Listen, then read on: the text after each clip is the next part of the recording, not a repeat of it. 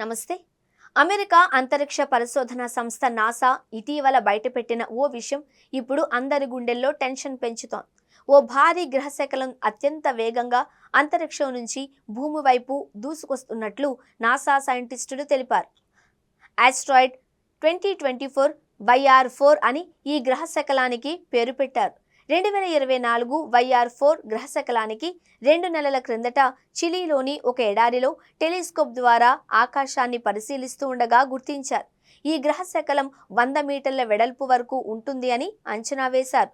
ఈ ఆస్ట్రాయిడ్ గంటకు 61,200 కిలోమీటర్ల వేగంతో భూమి వైపు కదులుతోంది అని, ప్రతి సెకనుకు 17 కిలోమీటర్ల దూరాన్ని కవర్ చేస్తోంది అని సైంటిస్టులు తెలిపారు. ఇది డిసెంబర్ 22, 2032లో భూమికి చాలా దగ్గరగా వెళుతుంది అని, అది భూమిని ఢీకొనే అవకాశం ఉంది అని శాస్త్రవేత్తలు చెప్పారు. భూమి నాశనానికి సంబంధించి చాలా సంవత్సరాలుగా అనేక మంది అనేక రకాల అంచనాలను వెల్లడించారు.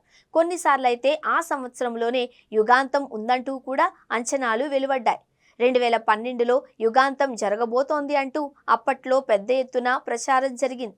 చాలా మంది తీవ్ర భయాందోళనలకు గురయ్యారు.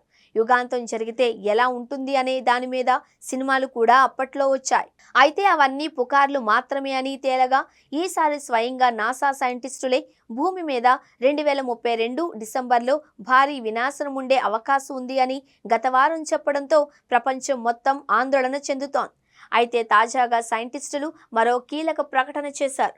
2032లో ఈ గ్రహశకలం భూమిని తాకే అవకాశం 0.28%గానే ఉన్నట్లు తాజాగా ప్రకటించారు. ఈ ఆస్ట్రాయిడ్ భూమిని తాకే అవకాశం 3.1% అని ఈ మొదట్లో వాళ్ళు అంచనాకు వచ్చారు. తర్వాత అది 0.28%కి తగ్గింది. ఈ గ్రహశకలం చంద్రుడిని తాకే అవకాశం 1% మేర ఉన్నట్లు నాసా అంచనా వేస్తోంది. ఇలాంటి గ్రహశకలాలు భూమిపై అతిపెద్ద బిలాన్ని సృష్టించగలవు. అది తాకిన సమీప ప్రాంతాలలోని నిర్మాణాలు ధ్వంసమవుతాయి.